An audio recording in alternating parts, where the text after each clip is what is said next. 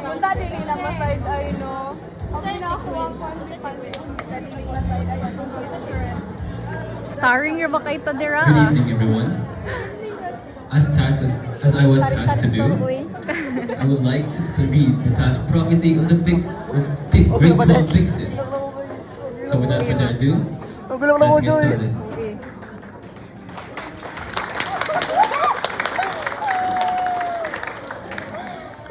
The events in this story begins in 10 years. Overtime na sub? Grabe! Straight na pila ka adlaw! I muttered to myself while picking up a box filled with tools. I glanced at the clock. It was exactly 6 p.m. and I was still at the office. Right next to it was an old photo filled with faces of classmates and friends I spent my senior high school years with. The last time I saw all of them together was 10 years ago. Kumusta na ka ni sila? I asked myself briefly and immediately went to work. I was now a proud member of the Philippine Air Force, currently holding the rank of Lieutenant Colonel after graduating from the PMA class of 2030. I still kept in touch with them, but my busy schedules made it difficult to meet up. Kung free ko, busy sila. Kung busy ko, free po sila. Huwag nitaganan ani. For hours, I conducted some regular maintenance on some of the jets in the hangar, when suddenly, I heard my phone beep repeatedly. Grabe ka makaulit. Di ko makakonsentrate sa akong trabaho. So ako kitanaw. On it was a new group chat named Reunion sa mga estudyante nila Maribig ug Lisamin. Kataas ba ani nga name? Sigurado si Samson nagngalan ani.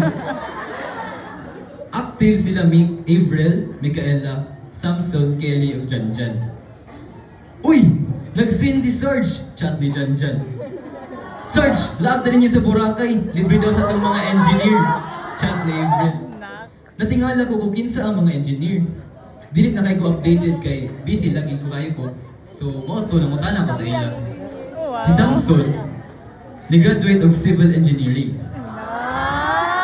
Siya ang nangontrata sa repair sa San Juanico Bridge sa Bat ni Mika. Oh, si BFF Janjan Sab ka electrical engineer. Ayaw sa kumwashing. Maayaw nga nagtinarong na ning duha. Ikaw, Bob, nagunsa ka? I asked Kelly. Pilot. Sa bao-bao.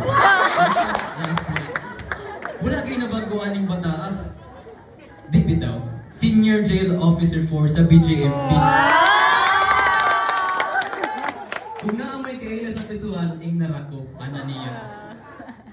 After talking a bit more, I checked my schedule and it was a perfect time to reconnect. I had a vacation leave scheduled for that day, so why not, diba? I immediately agreed to meet up with them. A few days later, I found myself cruising through the highways of Aklan with my Ferrari. Wow! Within a couple of hours, I already made it to the destination. The first people I saw were our grade 12 advisors, Ma'am Cubero and Ma'am Pabro. I quickly went to greet them. Kumusta, ma'am? Ako panguna ni abot. Grabe. Nanarbaho na lang, miss. Higyan mo sila galit. Ito bag si Ma'am Cubero. Dili, Raj. Nauna na si Monte, Uwang, As always. Bita Monte.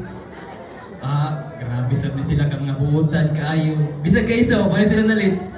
As in. Ikaw, Raj. Musta man? Dugay ka na mo wala nakitaan ba? Ngayon si Ma'am Pabro. Okay ra, ma'am. Sige lang, overtime mo, kapoy. Ito pag-rapog yun. Kini si Ma'am Vic Raj. Hayahay na. Nakabingwit nag-afam.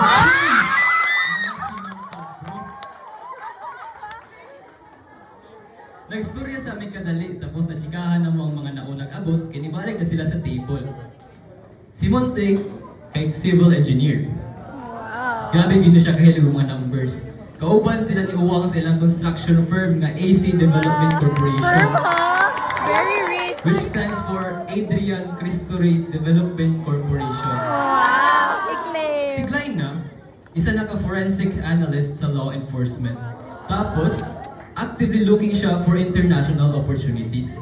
And then, si Jenica, isa naka-registered nurse. Nakurat ko ano yung mga classmates. Sa una, kay gani si Monte ko, sige na email. Pero karon dagko naging kay mga project, paldo-paldo na. Si Glay na sabi, grabe kay Hilomon, mono inabot sa international. Si Janica, grabe na ka successful sa medicine field. We talked a bit more until we noticed a group of people walk in. It was Jaya, Kisha, and Mia. Not yet. Dali-dali sila ni Dool sa among gilikuran, tapos nagstorya. Jaya was now a graphics designer for a National Hockey League team. I think it was the San Jose Sharks. Dito na mga Wala ko na minaugtaron pero nakadungog ko nga ghost siya sa isa ka player ana nga team. Otto, aloy, tawag sa... Natinga na sila ma'am anong wala ni Jaya gipadayon niyang education nga degree. And i-explain niya nga passion yun niya ang creative works. Wala lagi si Javin. Nagsabay to silang Jowash, no? Ma'am Guerrero asked. The group laughs and nodded.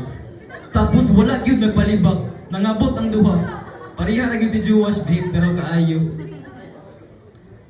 Mia obtained a nursing degree but went on a different path and joined the Bureau of Fire Protection. Javin, on the other hand, was currently a police lieutenant colonel while in the PNP.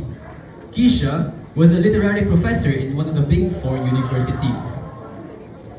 Itanong ako si Jowash tapos namutaan ako, ikaw bro, ay kung ingna nga tigripak ka sa Gisano. Dili, oy, tala. Architect ni boy, he confidently stated. After a while of talking, I excused myself from the group to get drinks. At the counter, my attention was caught by a certain group making their way to the venue. They were loud. As in, naglanog-lanog ang tingog sa resort. Wala. Niabot na ang pinakasaba ang grupo. Himala kay wala pinagpaabot o pila ka oras ani nila. Grand entrance My pa. mumblings were confirmed when Samson, Kelly, Frederick, and Nell opened the doors to the place we stayed at. They were followed by Avril, Micaela, Samantha, Hanime, Junlin, and most surprisingly, Serrante. Sarge! They greeted in unison. Grabe kasaba po ninyo, agad mo nagbago. Tubag ko. Wa man gani ka nagbago ang imong kaymantayon, itubag ko ni Junlin. I guided them to the table we were sitting at, and the conversation started from loud greetings to serious discussions about the new group's individual careers. The engineers, Frederick and Samson, went on and on about their projects. Kelly talked about his duties as a jail officer, while the girls followed up with their own careers. Junlin was now a nurse in Canada. She was actively persuading Jenica to work with her in another country. Hanime also said that she worked with Junlin in Canada as a nurse. Micaela was also a nurse. She was currently preparing her documents to work abroad.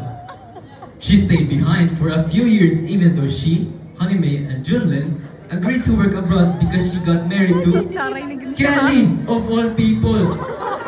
Nagkaminyo dahil ni si Kelly yung si Mika. Oh my gosh. Bantog na sige padung-dung si Mika o gusto siya kay Mayo dito din siya sa BGMP padulong. Dili sa army. Avril was happily married to the owner of the Philippines' biggest construction firm, where she also Paldo worked. kati. Samantha became a respected teacher who found teaching to be a very noble pursuit. She was also the CEO of Samantha Sari-Sari Store. Nell was a businessman who focuses on poultry and fisheries. In other words, namaligya ra siyang itlog ug isda. Di bitaw, ang itlog dili lang itlog ug isda ang poultry and fisheries. Daghan pa. I got lost in thought for a while when I felt someone touch my shoulder. It was Jules, and with him was Pat and Daphne. Uy bro, musta man mo? Nangumusta ko sa iya. They sat down and started talking about their jobs. Jules was a teacher now, and sometimes gets hired as a singer for weddings. Ayay, murag na anak ko'y mahayardaan. I sent those thoughts away as I turned my attention to Pat and Daphne. Pat was a renowned civil engineer who already worked on several marvelous infrastructures. while Daphne is currently serving as a fire marshal of the Bureau of Fire Protection. As time continued to flow, many of my former classmates appeared in groups. Precious, Ronald, and Daniel worked as civil engineers. Only Daniel worked abroad in Japan. Japayuki siya, oh. Paldo. Precious and Ronald worked a few years in NIA, inspired by their work immersion days. Pag gumanato, mga 4 years, balik na po sila sa mga construction firms. And then, Rain and Ellie tagged along with them. Rain forged his path as a famous writer of fictional stories. And Ellie just recently came back to the Philippines after living in Germany, where she worked in finance, managing funds for banks and major companies. They were quickly followed by John Michael, Elmer, and AJ. Himala, dili ulahin nangabot, tutsar ni mga bro. Si JM, civil engineer gihapon. Si Elmer, captain sa Team Philippines sa mga buntay nga SEA Games. Diba, grabe yung BFF ka, kuan ba, maayo sa balibol, abot i-check SEA Games. Karon nilingi mitanan kang AJ. Girls, bro! Nag-think daw siyang nursing, pero nag-sideline siya og esports, Helicarp user, 70% win rate, tapos 6 months sa ilang team. Nakadula ra pag naiwala sa ilang line-up. Grabe, option na ganun. Then came Moises, who is the governor of Agusan del Sur. And Venus, who sold beauty products through online selling using her vast social network. Moises was as sociable as ever, but he still yearned for a certain someone from our senior high school days. He said something along the lines of, and I quote, "Loving quietly is learning to be happy for someone, even if you must stay afar." There were now 35 of us, 32 students, and 3 of our former advisors. I was quite fidgety at this point. I was anxious. I didn't know why, so I just let the feelings slide. After a while, the door opened and revealed Marian, Nika, Shanara, and Clint walking towards our table. Marian revealed that she currently works as a nurse in the US. Nika pursued her career choice as a civil engineer. Shanara dealt in finance and is an active church member. Clint became a teacher who brought learning inside and outside the classroom. And now, the final group arrived. Denzel opened the door for Kaiser, Myril, Hazel, Danica, and of course, a certain special someone. Someone who dispelled the worry I felt earlier by just arriving on the scene. It was Trisha, who, by the way, is currently my fiancé.